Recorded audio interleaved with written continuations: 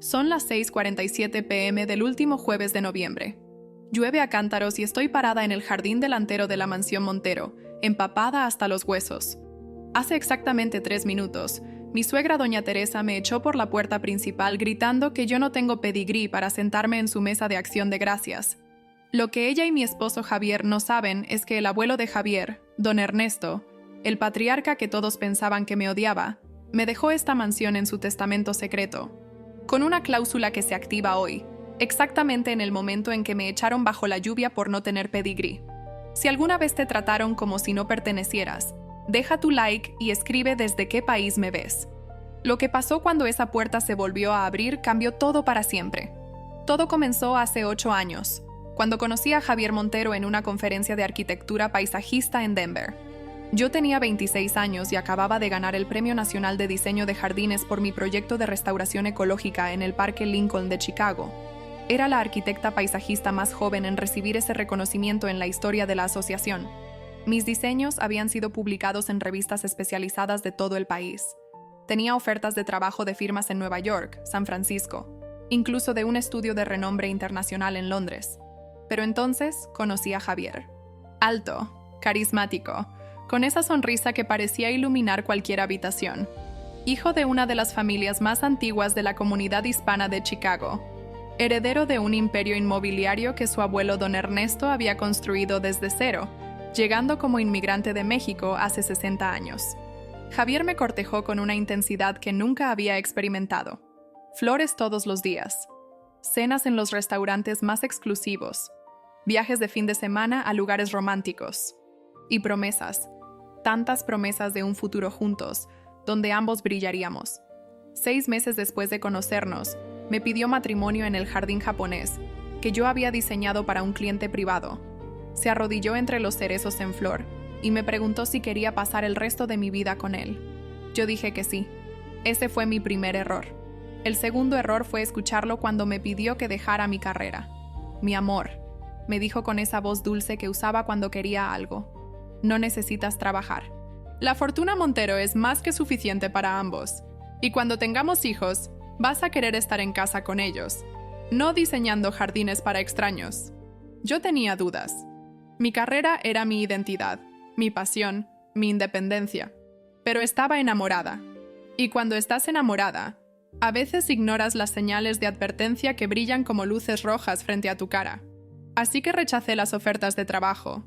Cerré mi estudio de diseño. Vendí mi apartamento en el centro de Chicago y me mudé a la mansión Montero, esa estructura imponente de estilo colonial español en los suburbios exclusivos de Lake Forest. Pensé que estaba comenzando una nueva vida llena de amor y felicidad. No sabía que estaba entrando en una prisión de seda. Doña Teresa, mi suegra, me odió desde el primer momento. No lo ocultaba. Cuando Javier me presentó como su prometida, ella me miró de arriba a abajo con esos ojos grises penetrantes y dijo: «Así que tú eres la jardinera, no arquitecta paisajista premiada, no la mujer que su hijo amaba, la jardinera». «Mamá», dijo Javier con tono de advertencia, «Elena es una profesional reconocida internacionalmente». «Era», corrigió doña Teresa con una sonrisa venenosa, «ahora es solo otra mujer buscando casarse con dinero». Debí haberme ido en ese momento. Debí haber tomado mis maletas y regresado a mi vida anterior. Pero miré a Javier, esperando que me defendiera, que le dijera a su madre que se equivocaba. En lugar de eso, él simplemente cambió el tema como si no hubiera pasado nada. La boda fue en la mansión Montero, por supuesto. Doña Teresa organizó todo sin consultarme. El vestido que ella eligió, las flores que ella escogió, los invitados que ella aprobó. Mis propios padres no fueron invitados porque, según doña Teresa, gente de ese nivel no encaja en nuestra celebración. Mis padres, 2 maestros de escuela pública que trabajaron toda su vida para darme una educación, que sacrificaron todo para que yo pudiera ir a la universidad, que lloraron de orgullo cuando gané mi primer premio de diseño, no fueron invitados a mi boda porque no tenían pedigrí.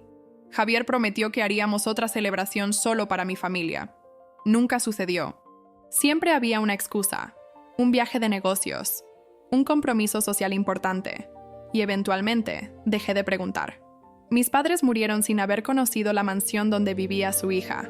sin haber visto con sus propios ojos la vida que yo había elegido sobre la carrera que ellos habían trabajado tanto para darme. Mi madre murió de cáncer de seno hace 4 años, y cuando le pedí a Javier que me acompañara al funeral en mi pueblo natal, él dijo que tenía una reunión importante que no podía cancelar. Fui sola. Enterré a mi madre sola. Y cuando regresé a la mansión 3 días después, doña Teresa me recibió con quejas sobre cómo mi ausencia había arruinado una cena importante que ella había planeado. Mi padre murió 1 año después, de un corazón roto según los doctores, aunque yo sabía que era simplemente que no quería vivir sin mi madre. Esta vez ni siquiera le pedí a Javier que me acompañara. Sabía cuál sería la respuesta. Enterré a mi padre junto a mi madre en el pequeño cementerio de nuestro pueblo, y cuando volví a la mansión, nadie preguntó cómo estaba. Nadie ofreció condolencias. Era como si mis padres, esas 2 personas maravillosas que me habían dado todo, nunca hubieran existido. Los primeros 2 años de matrimonio fueron un descenso gradual hacia la invisibilidad. Doña Teresa vivía en la mansión con nosotros porque, según Javier, es su casa, ella la construyó junto con mi abuelo, y desde su posición de matriarca ella controlaba todo. Los menús, la decoración, el personal de servicio, mi ropa, mis actividades, mis amistades. Elena, ese vestido es demasiado llamativo para una esposa de los Montero, me decía cuando me arreglaba para salir. Elena, no puedes ir a esa galería de arte. Esa gente no es de nuestro círculo. Elena, no invites a tus amigas de la universidad. Ellas no entienden cómo funcionan las cosas aquí. Y Javier, mi esposo, el hombre que me había prometido el mundo, siempre estaba de acuerdo con su madre. Mamá tiene razón, amor. Es mejor que te adaptes. Adaptarme. Esa palabra se convirtió en mi condena. Me adapté tanto que olvidé quién era. Pero había una persona en la mansión que no me trataba como una intrusa. Don Ernesto Montero, el abuelo de Javier, el patriarca fundador de la fortuna familiar. Tenía 82 años cuando me casé con su nieto, y aunque su cuerpo estaba debilitado por la edad y la enfermedad, su mente permanecía aguda como un cuchillo recién afilado. Don Ernesto había llegado a Estados Unidos a los 19 años con $20 en el bolsillo y un sueño de construir algo. Trabajó como jornalero, como obrero de construcción, como conserje nocturno mientras estudiaba inglés en clases gratuitas de la biblioteca pública. A los 25 años compró su primer terreno con ahorros de años de trabajo brutal. A los 40, era dueño de la mitad de los edificios de apartamentos en el barrio de Pilsen. A los 60, su empresa Montero Properties era una de las más respetadas de Chicago. Pero el éxito no lo cambió. Nunca olvidó de dónde venía. Nunca se avergonzó de sus orígenes humildes. Y nunca toleró la arrogancia vacía que él veía en su propia familia. Teresa se cree aristócrata porque se casó con mi hijo, me dijo una tarde mientras tomábamos té en su estudio. El único lugar de la mansión donde doña Teresa no entraba sin permiso. Pero yo recuerdo cuando ella era cajera en un supermercado en Cicero. Su familia no tenía 2 pesos para juntar. Ahora mira cómo trata a la gente. Don Ernesto, dije sorprendida por su franqueza, no debería hablar así de su nuera. ¿Por qué no? Es la verdad. Teresa es una hipócrita que olvidó de dónde viene. Y mi nieto Javier, suspiró profundamente, es exactamente como ella. Superficial, vanidoso, obsesionado con apariencias. Yo no supe qué responder. Amaba a Javier, o al menos amaba la versión de él que me había conquistado.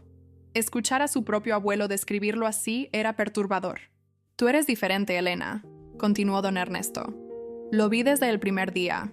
Tienes sustancia, tienes carácter. Trabajaste para conseguir lo que tenías antes de conocer a mi nieto. No llegaste buscando dinero. Llegaste buscando amor, y por eso Teresa te odia tanto. Ella dice que no tengo pedigrí, dije, repitiendo la palabra que mi suegra usaba como arma cada vez que quería herirme. Don Ernesto soltó una carcajada amarga. Pedigrí. ¿Qué palabra más ridícula aplicada a seres humanos? El pedigrí es para perros de concurso, no para personas. El valor de un ser humano se mide por sus acciones, no por su apellido o su cuenta bancaria. Esas conversaciones con don Ernesto se convirtieron en mi refugio durante los siguientes 6 años.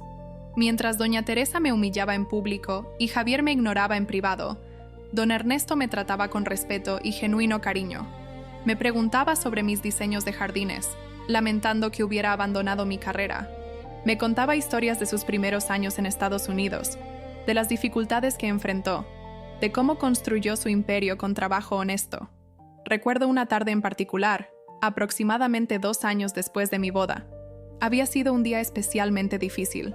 Doña Teresa había organizado un almuerzo para sus amigas del club social, y yo había pasado toda la mañana ayudando a preparar todo. Cuando las invitadas llegaron, una de ellas preguntó quién era yo. Doña Teresa respondió sin mirarme: «Es la empleada doméstica, no le presten atención». Las mujeres se rieron.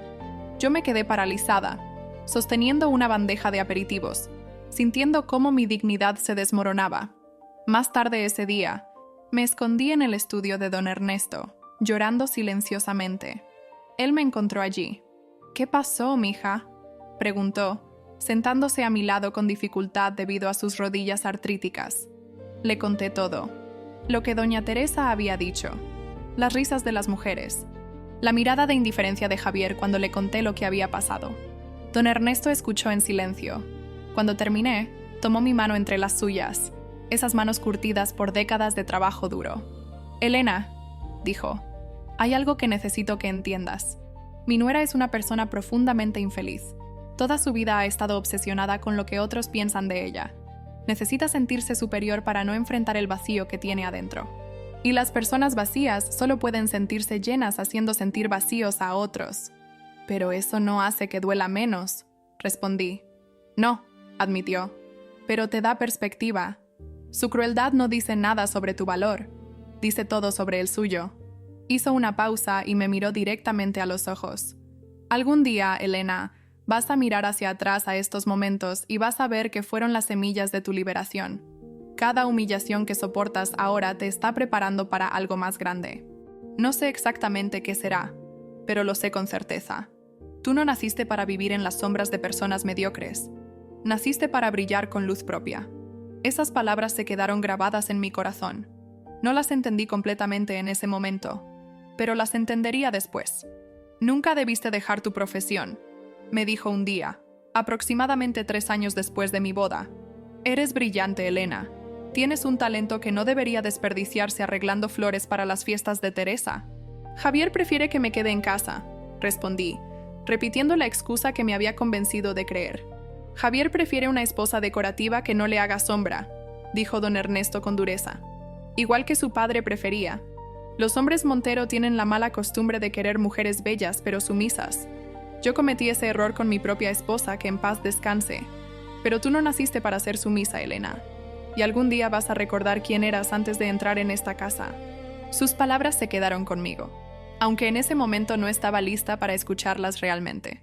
Estaba demasiado ocupada tratando de ser la esposa perfecta, tratando de ganarme la aprobación de doña Teresa, tratando de mantener vivo un matrimonio que se desmoronaba silenciosamente. Los años pasaron. El 4.º año, el 5.º, el 6.º. Cada año me volvía más invisible, más pequeña, más parecida al fantasma que doña Teresa quería que fuera. Javier comenzó a llegar tarde del trabajo. A veces no llegaba en toda la noche. Cuando yo preguntaba, él me miraba con fastidio y decía: «Reuniones de negocios, no entenderías». Yo sabía que mentía. Podía oler el perfume de otra mujer en su ropa. Podía ver los mensajes que llegaban a su teléfono a las 2 de la mañana.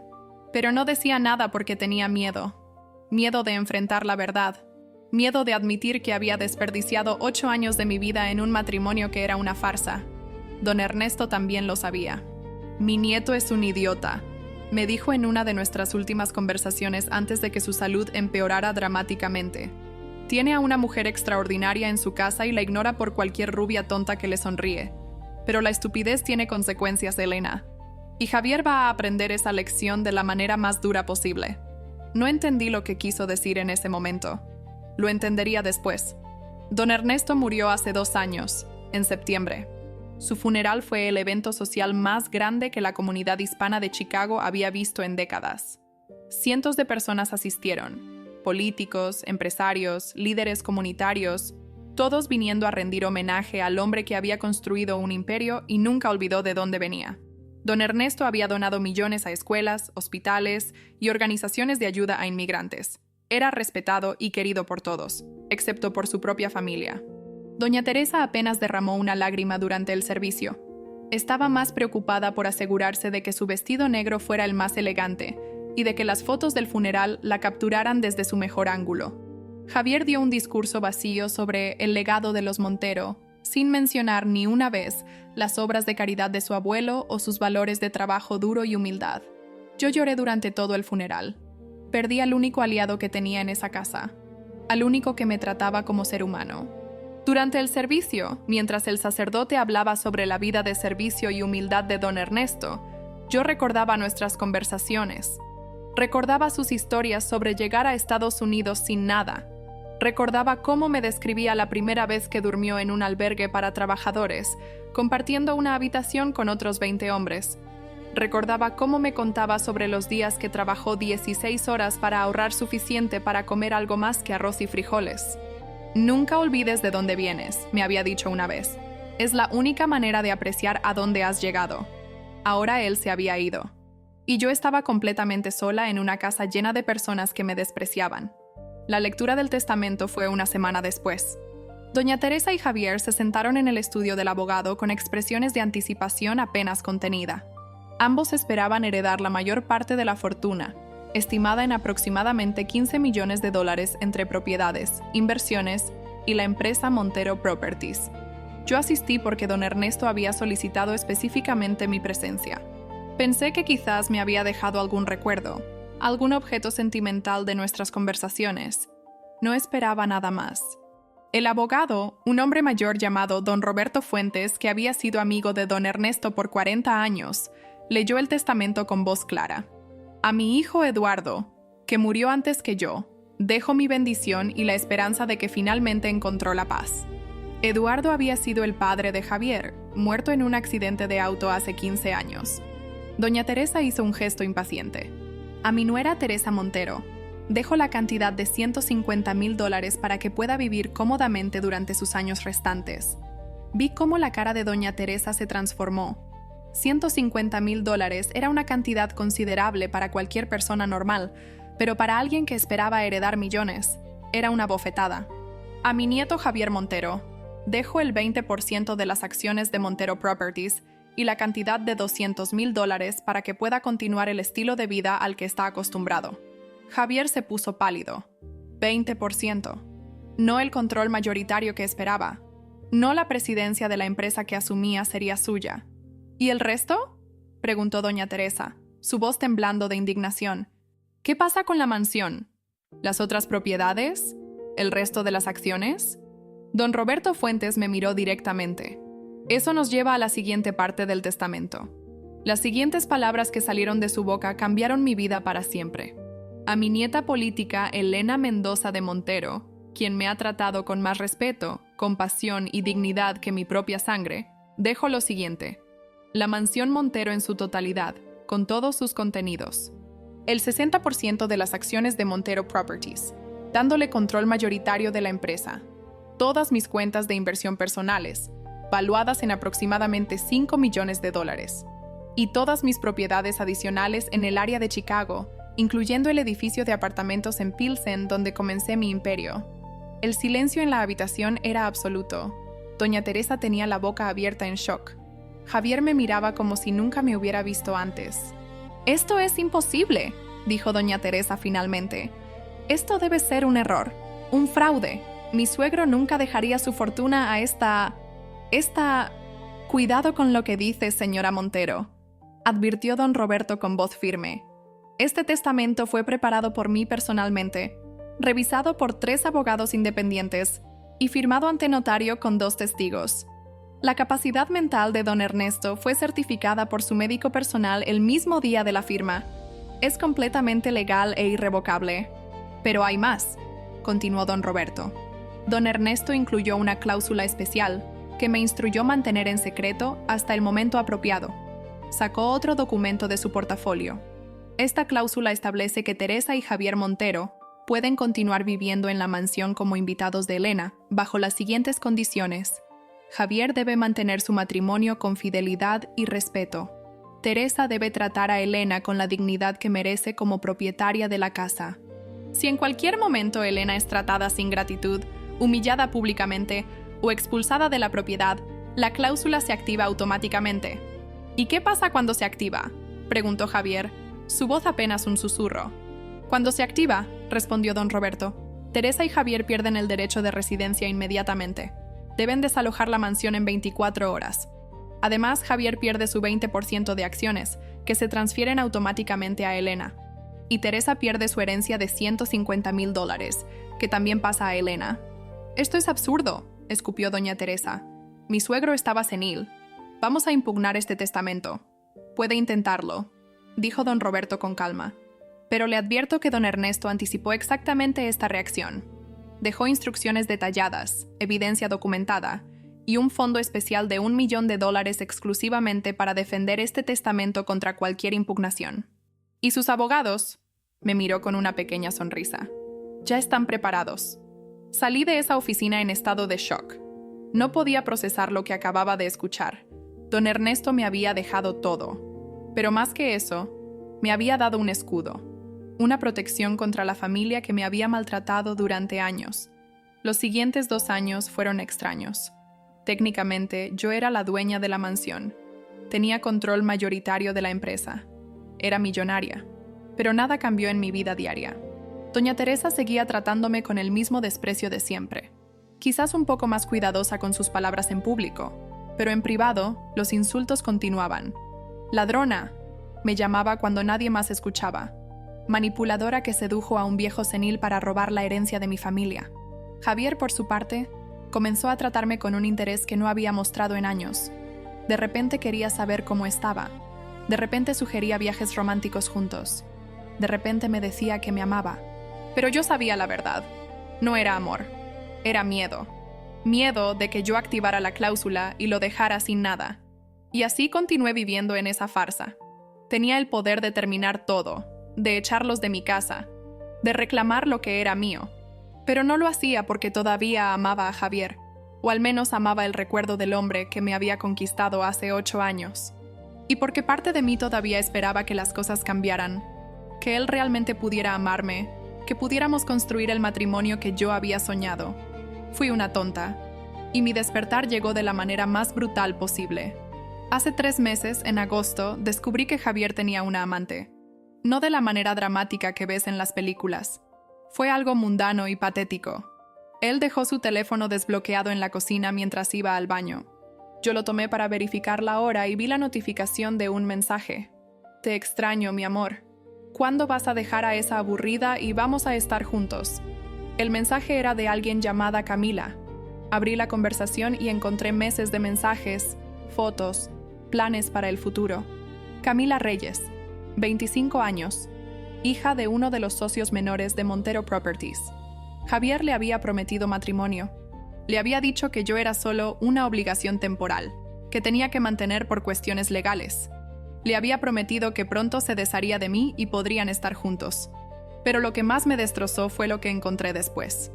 Mensajes entre Javier y doña Teresa planeando cómo sacarme de la ecuación. Habían consultado con abogados sobre cómo impugnar el testamento. Habían investigado si había manera de declararme mentalmente incompetente. Habían discutido opciones para anular nuestro matrimonio y quedarse con todo. «Lo más fácil sería si ella simplemente se fuera», escribió doña Teresa. «Si la humillamos lo suficiente, eventualmente se cansará y se irá voluntariamente». «Eso activaría la cláusula, mamá», respondió Javier. «Tenemos que ser cuidadosos. No si ella se va por su cuenta. La cláusula dice que se activa si nosotros la echamos o la tratamos sin gratitud públicamente. Si ella decide irse, perdemos la casa pero mantenemos las acciones y el dinero. Es mejor que nada. Tienes razón. Solo necesitamos hacerla suficiente para que decida irse, pero despacio, sin dejar evidencia». Leí esos mensajes una y otra vez, sintiendo cómo el amor que quedaba en mi corazón se convertía en cenizas. 8 años. 8 años de mi vida desperdiciados en personas que me veían como un obstáculo, no como un ser humano. Pero algo más surgió de esas cenizas. Algo que don Ernesto había visto en mí, pero que yo había olvidado. Mi fuerza, mi determinación, mi negativa a ser una víctima. Esa noche llamé a don Roberto Fuentes. Le conté todo lo que había descubierto. Él escuchó en silencio y luego dijo: «Don Ernesto sabía que este momento llegaría. Me dejó instrucciones específicas para cuando estuvieras lista para pelear. Durante los siguientes 3 meses, preparamos todo en secreto. Don Roberto me explicó cada detalle de la cláusula. Me mostró evidencia adicional que don Ernesto había compilado. Reportes de investigadores privados documentando las infidelidades de Javier durante años. Grabaciones de conversaciones donde doña Teresa hablaba de echarme. Registros de transferencias de dinero que Javier había hecho a sus amantes usando fondos de la empresa. La evidencia era devastadora. Fotos de Javier entrando y saliendo del departamento de Camila a las 3 de la mañana. Recibos de joyas carísimas que nunca llegaron a mis manos. Registros de hoteles de lujo reservados a nombre de Javier Montero y acompañante, en fechas cuando yo creía que él estaba en viajes de negocios. Grabaciones de audio donde doña Teresa le decía a Javier: solo necesitamos encontrar una manera de anular ese maldito testamento. Esa huérfana no merece ni un centavo de nuestro dinero. Escuchar esas grabaciones fue como recibir puñaladas en el pecho, pero también me dieron claridad. Finalmente entendí que no había nada que yo pudiera haber hecho diferente. No importaba cuánto me esforzara, cuánto intentara ser la esposa perfecta. Para ellos, yo siempre sería la intrusa que había entrado en su familia, la mujer sin pedigrí que no merecía estar allí. Don Ernesto sabía exactamente quiénes eran su nieto y su nuera, me dijo don Roberto. Por eso diseñó la cláusula de la manera que lo hizo. No solo te protegió, Elena, te dio las armas para defenderte cuando el momento llegara. ¿Por qué no me lo dijo antes de morir?, pregunté. ¿Por qué esperar hasta que todo se pusiera tan mal? Don Roberto sonrió tristemente. Porque don Ernesto conocía la naturaleza humana. Sabía que si te lo decía demasiado pronto, tú habrías tenido esperanza de que las cosas cambiaran. Habrías seguido tratando de hacer que tu matrimonio funcionara. Él necesitaba que vieras con tus propios ojos, sin ninguna duda, quiénes eran realmente Javier y Teresa. Solo entonces estarías lista para usar las armas que él te dejó. El momento llegó hoy, el Día de Acción de Gracias. Debía haberlo anticipado. Acción de Gracias era la festividad favorita de doña Teresa. Cada año organizaba una cena elaborada para toda la familia extendida. Tíos, primos, sobrinos, todos reunidos para celebrar y, más importante para Teresa, para mostrar su riqueza y estatus. Este año los preparativos comenzaron hace 2 semanas. Doña Teresa contrató un servicio de catering de lujo. Mandó traer flores de un invernadero especializado. Compró una vajilla nueva de porcelana francesa que costó más de $10,000. Todo para impresionar a la familia. Y todo sin consultarme. Porque aunque yo era legalmente la dueña de la mansión, doña Teresa seguía actuando como si fuera su casa. La mañana de hoy, mientras yo ayudaba a los empleados a preparar el comedor, escuché a doña Teresa hablando por teléfono en la sala. Su voz llegaba claramente a través de la puerta entreabierta. Sí, Camila va a venir esta noche. Javier la presentará como su nueva novia. Ya es hora de que esta familia deje de pretender que esa mujer sin pedigrí es parte de nosotros. Mi sangre se heló. Iban a presentar a la amante de Javier frente a toda la familia, en mi propia casa, durante la cena de Acción de Gracias. Pero seguí escuchando. No te preocupes por la cláusula, continuó doña Teresa. Nuestros abogados encontraron una posible laguna. Si Elena está de acuerdo con el divorcio voluntariamente, si firma los papeles sin ser forzada, la cláusula no se activa. Y después de esta noche, cuando vea a Camila sentada en su lugar, va a querer irse por su cuenta. Nadie con dignidad soportaría esa humillación. Doña Teresa rió. Y si no quiere firmar, bueno, simplemente la echaremos. Preferimos perder la casa que seguir viviendo con esa huérfana sin clase. Al menos nos quedaremos con las acciones y el dinero. Cerré los ojos. 8 años de humillación se condensaron en ese momento. 8 años de ser llamada huérfana, parásita, mujer sin pedigrí. 8 años de ver a mi esposo ignorarme mientras perseguía a otras mujeres. 8 años de aguantar el desprecio de una mujer que había olvidado sus propios orígenes humildes. Pero también pensé en don Ernesto, en sus palabras sobre el verdadero valor de una persona, en la protección que me había dejado, en la fe que tuvo en mí incluso cuando yo no la tenía en mí misma. Y tomé una decisión. Saqué mi teléfono y llamé a don Roberto Fuentes. Es hora, le dije. Necesito que estés aquí esta noche, con toda la documentación, y trae un oficial de policía para supervisar. Elena, dijo don Roberto con voz seria. ¿Estás segura? Una vez que activemos la cláusula, no hay vuelta atrás. Estoy segura, respondí. Es hora de que esta familia aprenda quién realmente manda aquí. Los invitados comenzaron a llegar a las 4 de la tarde. Tíos, tías, primos, todos vestidos con sus mejores galas, saludando a doña Teresa como si ella fuera la reina de la mansión. A mí apenas me miraban. Era invisible, como siempre. A las 5, Javier llegó con Camila de su brazo. Ella era exactamente como me la había imaginado. Joven, rubia, con un vestido rojo ajustado que gritaba, «¡Mírenme!». Caminaba con la confianza de alguien que cree que ya ganó. «Familia», anunció Javier con una sonrisa que no llegaba a sus ojos. «Quiero presentarles a Camila Reyes, mi amiga especial». Los murmullos recorrieron la sala. Algunos familiares me miraron con lástima, otros con vergüenza ajena. Pero nadie dijo nada, porque en la familia Montero no cuestionas al heredero. Doña Teresa se acercó a Camila con los brazos abiertos. «Bienvenida a nuestra familia, querida. Es un placer finalmente conocerte oficialmente». Camila sonrió con suficiencia. Sus ojos me encontraron por un momento, brillando con triunfo mal disimulado. Yo no reaccioné. Mantuve mi rostro neutral, esperando. A las 6, doña Teresa llamó a todos al comedor para los aperitivos antes de la cena principal. La mesa estaba impecablemente decorada. La vajilla francesa, candelabros de plata, centros de mesa con flores otoñales. 20 lugares para 20 invitados. Me di cuenta inmediatamente de que mi lugar habitual, a la derecha de Javier, estaba ocupado por Camila. Mi tarjeta con mi nombre había sido movida al final de la mesa, junto a la cocina, donde normalmente se sentaban los parientes más lejanos y menos importantes. Doña Teresa me miró con una sonrisa venenosa. «Espero que no te importe, Elena. Camila es nuestra invitada de honor esta noche». Pensé que sería apropiado que se sentara junto a Javier. 20 pares de ojos me observaban, esperando mi reacción.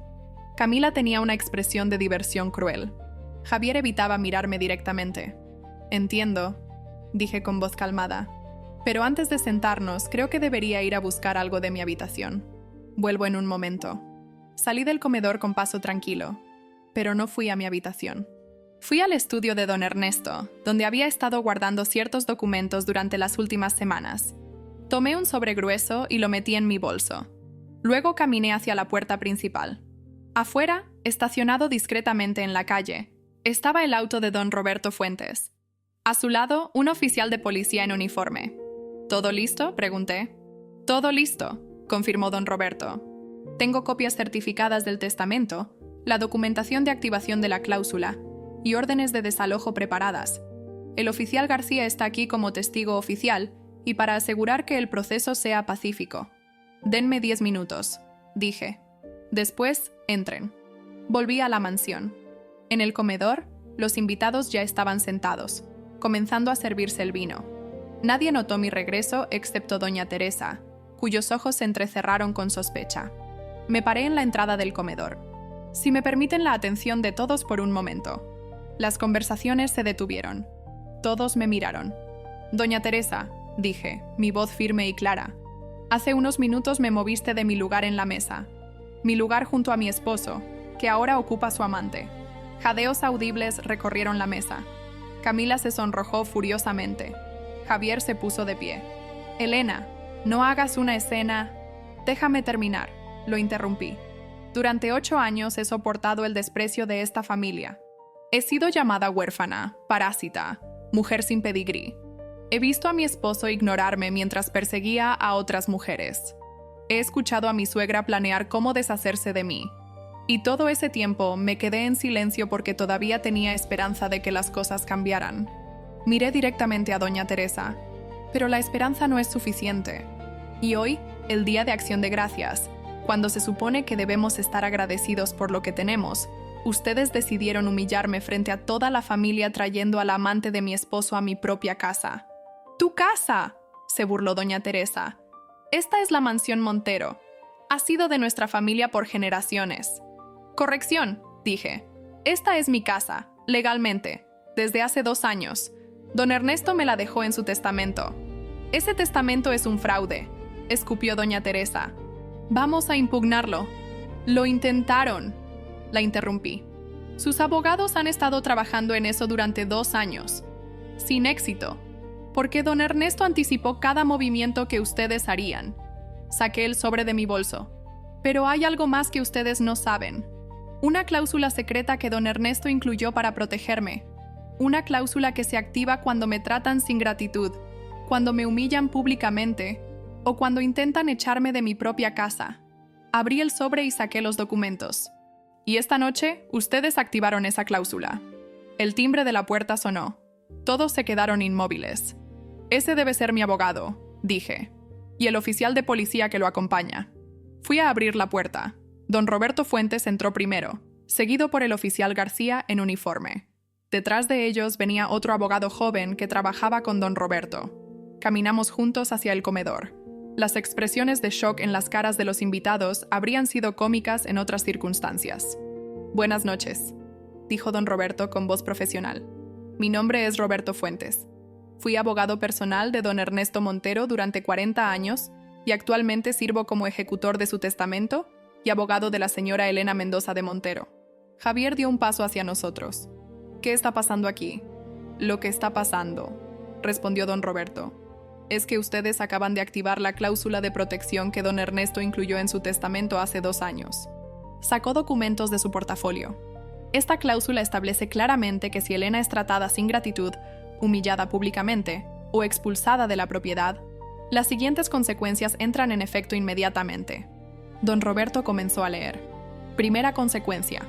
Teresa Montero y Javier Montero pierden el derecho de residencia en la mansión. Tienen 24 horas para desalojar la propiedad. «¡No pueden hacer esto!», gritó doña Teresa poniéndose de pie. «Esta es mi casa. He vivido aquí por 30 años». Segunda consecuencia, continuó don Roberto como si no la hubiera escuchado. Javier Montero pierde su 20% de acciones de Montero Properties. Esas acciones se transfieren automáticamente a Elena, dándole 80% de control total de la empresa. Javier se desplomó de vuelta en su silla, su cara blanca como el papel. Tercera consecuencia, Teresa Montero pierde su herencia de $150,000. Esa cantidad también se transfiere a Elena. «Esto es ilegal», dijo doña Teresa, pero su voz había perdido su fuerza habitual. «Vamos a demandar. Vamos a impugnar». Don Ernesto anticipó esa reacción, dijo don Roberto con calma. Por eso dejó un fondo de $1 millón exclusivamente para defender este testamento y esta cláusula contra cualquier impugnación legal. Les advierto que varios de los mejores bufetes de la ciudad ya están retenidos para este propósito. Cualquier demanda que presenten será defendida agresivamente y... Hizo una pausa significativa. Costosamente. Miró alrededor de la mesa. Además, tenemos documentación extensa que don Ernesto compiló durante años. Reportes de investigadores privados detallando las múltiples infidelidades del señor Javier Montero. Grabaciones de conversaciones donde la señora Teresa discute planes para echar a Elena de la mansión. Registros de transferencias de dinero que el señor Montero hizo a sus amantes usando fondos de la empresa, lo cual técnicamente constituye malversación de fondos corporativos. Camila se levantó abruptamente, su cara roja de vergüenza. «Javier, ¿qué está pasando? Me dijiste que ella no tenía ningún poder. Me dijiste que pronto serías el único dueño». «Cállate, Camila», siseó Javier. «No le hables así a la señorita», dije interviniendo. «Ella también fue víctima de tus mentiras. Aunque...». Miré directamente a Camila.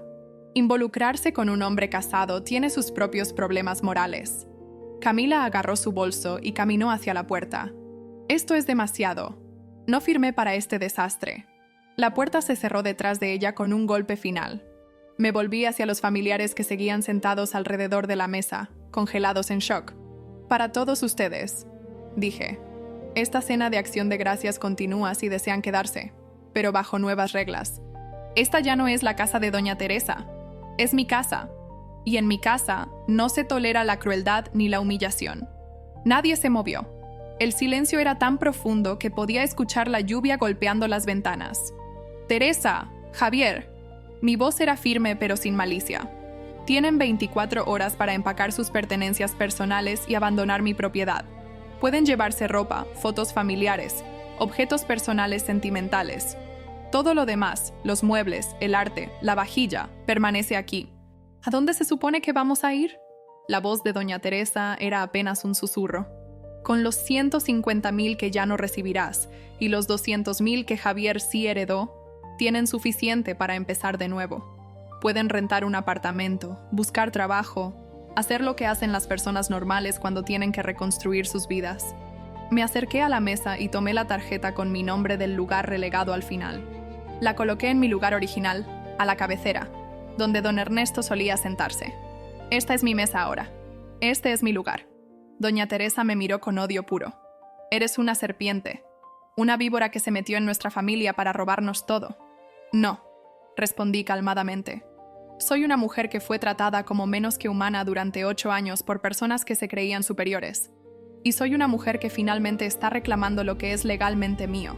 Miré a Javier, quien seguía desplomado en su silla. Javier, quiero el divorcio. Mis abogados te contactarán la próxima semana para los detalles. Dado que intentaste forzarme a firmar papeles de divorcio, y dado que hay evidencia documentada de tu infidelidad durante años, no creo que tengas mucho terreno legal para pelear. Elena, dijo Javier, y por primera vez vi algo parecido a remordimiento en sus ojos. Lo siento. Sé que te fallé. Sé que no fui el esposo que prometí ser. Pero podemos trabajar en esto. Podemos ir a terapia. Podemos... No. Mi voz era final. Hace 8 años te prometí mi vida. Y durante 8 años, tú me trataste como un accesorio inconveniente. No te amaba a ti, Javier. Amaba la idea de ti. Amaba al hombre que fingiste ser cuando me cortejabas. Pero ese hombre nunca existió realmente, ¿verdad? Javier no respondió. No tenía nada que decir. El oficial García se quedará aquí esta noche para asegurar que el proceso de desalojo sea pacífico, dijo don Roberto. Mañana a las 6 de la tarde, espero que ambos hayan abandonado la propiedad. Doña Teresa se levantó con dificultad. De repente parecía 20 años más vieja. Mi suegro me odiaba, dijo con voz quebrada. Nunca fui suficiente para él. Nunca fui lo suficientemente buena para su precioso hijo Eduardo. Y ahora, desde la tumba, me quita todo. Don Ernesto no la odiaba, dije suavemente. La conocía. Conocía su crueldad. Conocía su hipocresía. Conocía cómo trataba a las personas que consideraba inferiores. Y decidió que ese comportamiento tendría consecuencias. Doña Teresa me miró con ojos llenos de lágrimas. ¿Cómo puedes hacer esto? ¿No tienes corazón? Tengo corazón, respondí. Por eso les estoy dando 24 horas en lugar de echarlos esta noche bajo la lluvia. Por eso les estoy permitiendo llevarse sus pertenencias personales. Por eso no estoy presentando cargos criminales contra Javier por malversación de fondos corporativos, aunque tendría bases legales para hacerlo. Hice una pausa.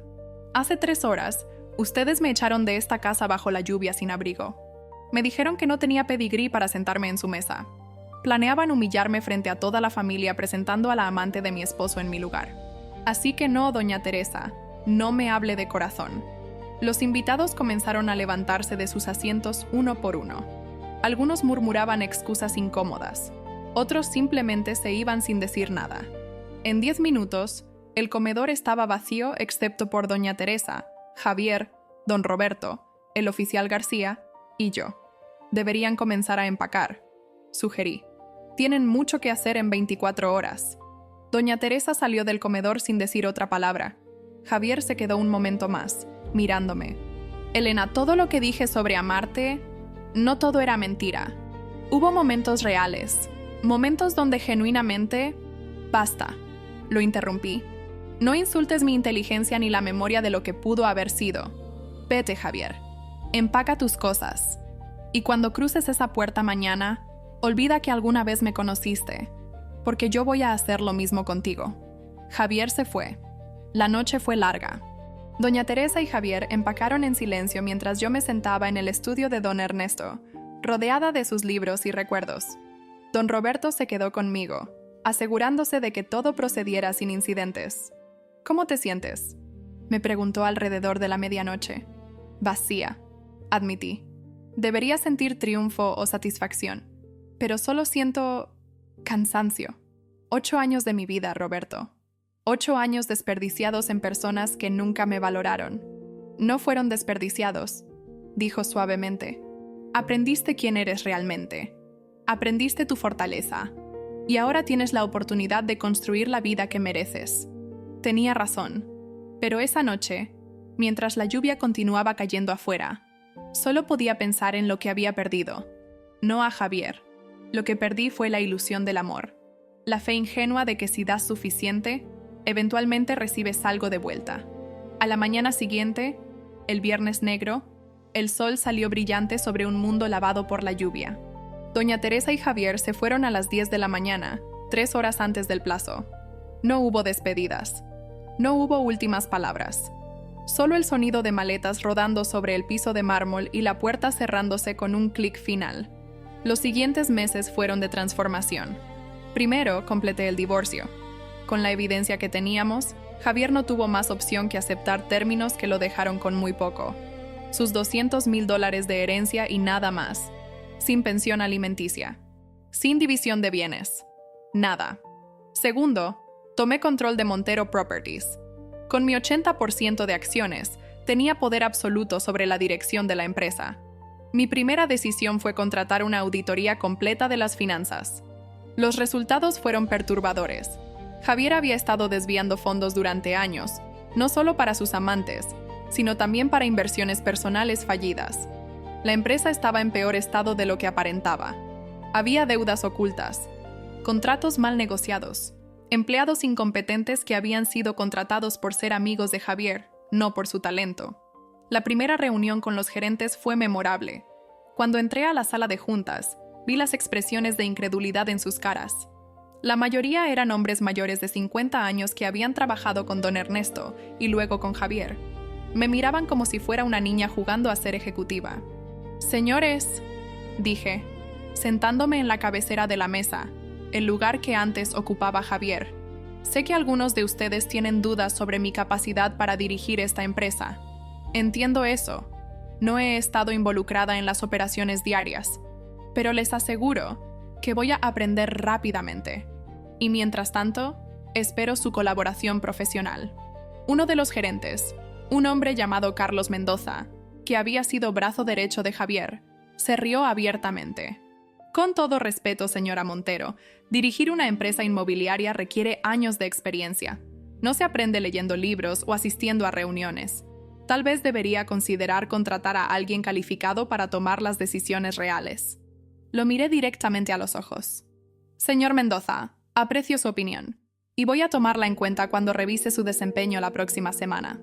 Porque según los registros que he revisado, bajo su supervisión, el Departamento de Adquisiciones ha perdido 3 contratos importantes en el último año por presentar ofertas mal calculadas. Así que quizás deberíamos discutir quién exactamente necesita más capacitación aquí». El silencio que siguió fue absoluto.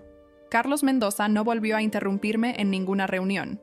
Pasé 6 meses trabajando con consultores financieros para estabilizar la situación.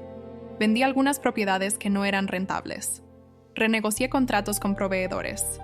Implementé sistemas de control financiero que debieron haber existido desde el principio. Despedí a varios gerentes que demostraron ser más leales a sus propios intereses que a la empresa. Promoví a empleados talentosos que habían sido ignorados durante años porque no tenían las conexiones correctas.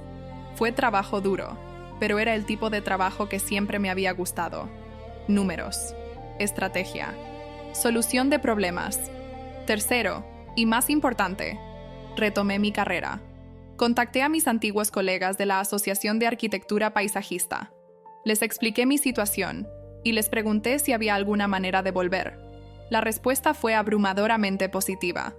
Resulta que en 8 años, mi reputación no había sido olvidada. Todavía era recordada como la arquitecta que ganó el Premio Nacional a los 26 años. Comencé a aceptar proyectos pequeños primero. El jardín de una biblioteca pública. La renovación de un parque comunitario. Un espacio verde para un hospital infantil. Con cada proyecto, recuperaba más de la persona que había sido antes de conocer a Javier. Un año después del Día de Acción de Gracias que cambió todo, recibí una llamada que no esperaba. Era de Diego Vargas, un arquitecto de edificios con quien había colaborado brevemente antes de mi matrimonio. Quería contratarme para diseñar los espacios exteriores de un proyecto ambicioso, un centro comunitario para familias inmigrantes en el barrio de Pilsen. «El cliente específicamente pidió que te contactáramos», me explicó Diego. «Dijo que conocía tu trabajo y que eras la única persona para este proyecto». El cliente era la Fundación Ernesto Montero, una organización de caridad que don Ernesto había creado años antes de morir. Yo ni siquiera sabía que existía hasta que heredé sus papeles. Ahora, como dueña mayoritaria de Montero Properties, también tenía influencia sobre la fundación. Acepté el proyecto. Y durante los siguientes 6 meses, mientras trabajaba con Diego en el diseño del centro comunitario, descubrí algo que no esperaba: la posibilidad de volver a amar. Diego era diferente de Javier en todos los aspectos imaginables. No era rico. Provenía de una familia de clase trabajadora de San Antonio, Texas. Su padre había sido mecánico de autos y su madre enfermera en un hospital público. Diego había pagado su propia educación trabajando como mesero mientras estudiaba arquitectura. No era pretencioso. Prefería cervezas en bares locales que champagne en clubs exclusivos. Manejaba una camioneta vieja en lugar de un auto de lujo. Usaba jeans y camisetas en lugar de trajes de diseñador. Y más importante, me trataba como una igual, no como un accesorio decorativo. La primera vez que lo invité a cenar en casa Ernesto, él se quedó impresionado por la mansión, pero no de la manera que esperaba. «Este lugar es enorme», dijo, mirando alrededor del vestíbulo con sus techos altos y candelabros de cristal. «¿Vives aquí sola?» «Técnicamente sí», respondí, aunque ahora la mitad es un centro de recursos para emprendedoras. «Eso es increíble», dijo con genuina admiración. «La mayoría de las personas con una casa así la usarían para fiestas y presumir. Tú la conviertes en algo útil para la comunidad». En ese momento supe que Diego era diferente. No estaba impresionado por mi riqueza. Estaba impresionado por lo que hacía con ella. «Me impresionas», me dijo una noche mientras revisábamos planos en mi oficina, que ahora ocupaba el antiguo estudio de don Ernesto. «Has pasado por tanto y aquí estás, reconstruyendo tu vida, reconstruyendo una empresa, reconstruyendo una carrera. La mayoría de las personas se habrían rendido». «Tuve un buen maestro», respondí, pensando en don Ernesto. «Alguien que me enseñó que el verdadero valor no viene de apellidos o fortunas heredadas». Suena como un hombre sabio. Lo era, y espero honrar su legado cada día. Diego me besó por primera vez esa noche. Fue un beso suave, respetuoso, lleno de promesa pero sin presión. No me pidió nada. No esperó nada a cambio. Simplemente me dejó ser quien soy, sin máscaras, sin pretensiones. Y cuando se fue, me di cuenta de que por primera vez en casi una década, sentía esperanza genuina por el futuro. 2 años después del Día de Acción de Gracias que cambió todo, Diego y yo nos casamos. No en la mansión Montero, demasiados recuerdos complicados, sino en el jardín del centro comunitario que habíamos diseñado juntos en Pilsen, el mismo barrio donde don Ernesto había comprado su primer edificio hace 60 años. La ceremonia fue pequeña. 50 invitados, amigos de la industria de arquitectura, empleados de Montero Properties que se habían convertido en aliados, familias del centro comunitario que habían sido ayudadas por la Fundación Ernesto Montero. No había nadie de la familia Montero. Ese capítulo de mi vida estaba cerrado. Usé un vestido blanco simple que yo misma elegí. No había suegra diciéndome qué usar. No había esposo distante ignorándome. Solo Diego, mirándome con ojos llenos de amor genuino, mientras caminaba hacia él entre los jardines que yo misma había diseñado. «Elena», dijo en sus votos, «cuando te conocí pensé que eras la profesional más talentosa con quien había trabajado. Luego descubrí que también eras la mujer más resiliente, compasiva e inteligente que había conocido. Prometo apoyar tu carrera tanto como tú apoyas la mía. Prometo ser tu compañero, no tu dueño. Prometo construir una vida juntos donde ambos podamos brillar». Lloré durante sus votos, pero eran lágrimas de felicidad, de alivio, de finalmente encontrar lo que siempre debía haber buscado. Hoy, 3 años después de aquel Día de Acción de Gracias, estoy parada en la terraza de la mansión Montero, pero ya no se llama así. La renombré Casa Ernesto, en honor al hombre que me salvó. Convertí la mitad de la propiedad en un centro de recursos para mujeres emprendedoras inmigrantes. Ofrecemos capacitación empresarial, asesoría legal y espacios de trabajo compartido. Más de 200 mujeres han pasado por nuestros programas en los últimos 2 años. Montero Properties, ahora llamada Vargas Mendoza. Properties, después de mi nuevo matrimonio, se ha convertido en una de las empresas inmobiliarias más éticas de Chicago. Pagamos salarios justos. Ofrecemos vivienda asequible en barrios gentrificados. Donamos un porcentaje de nuestras ganancias a organizaciones comunitarias. Mi carrera como arquitecta paisajista ha florecido de maneras que nunca imaginé. El año pasado gané otro premio nacional, esta vez por el diseño de espacios verdes en comunidades de bajos recursos. Estoy trabajando en un libro sobre diseño inclusivo de espacios públicos, y Diego y yo estamos esperando nuestro primer hijo, una niña que nacerá en primavera. La llamaremos Ernestina, en honor al hombre que hizo todo esto posible. A veces pienso en Javier y Doña Teresa. Sé que Javier trabaja ahora como vendedor de autos usados en un suburbio al sur de la ciudad. Sus $200,000 de herencia se esfumaron rápidamente tratando de mantener un estilo de vida que ya no podía pagar. Camila lo dejó 3 semanas después de aquella noche de Acción de Gracias, cuando quedó claro que él no tenía el dinero que ella pensaba. Escuché que Javier intentó cortejar a otras mujeres ricas después, pero su reputación lo precedía. Nadie en la alta sociedad de Chicago quería asociarse con el hombre que había sido públicamente humillado y despojado de su herencia por su propia esposa. Doña Teresa vive en un pequeño apartamento de 2 habitaciones en un barrio de clase media, dependiendo de la ayuda de parientes lejanos que antes despreciaba. Las mismas personas que ella solía mirar por encima del hombro, ahora son las únicas que le tienden la mano. No siento alegría por su caída. Tampoco siento lástima. Simplemente acepto que las consecuencias de sus acciones llegaron, como siempre lo hacen. El karma no es castigo, es causa y efecto. Trataron a las personas con crueldad y eventualmente la crueldad volvió a ellos. Lo que sí siento es gratitud. Gratitud hacia don Ernesto por ver en mí lo que yo no podía ver en mí misma. Gratitud hacia Diego por amarme de la manera que siempre merecí ser amada. Gratitud hacia las circunstancias que me obligaron a redescubrir quién soy realmente. Porque la verdad es que perder todo, mi matrimonio, mi ilusión del amor, mi identidad como esposa de Javier Montero, fue lo mejor que pudo haberme pasado. Me liberó para convertirme en la mujer que siempre debía haber sido. Mi nombre es Elena Mendoza de Vargas. Hace 11 años era una arquitecta premiada con un futuro brillante. Hace 8 años abandoné todo por un hombre que nunca me valoró. Hace 3 años fui echada de mi propia casa en la lluvia por no tener pedigrí. Hoy soy dueña de esa casa. Soy presidenta de una empresa multimillonaria. Soy arquitecta reconocida internacionalmente. Soy esposa de un hombre que me ama de verdad. Y pronto seré madre.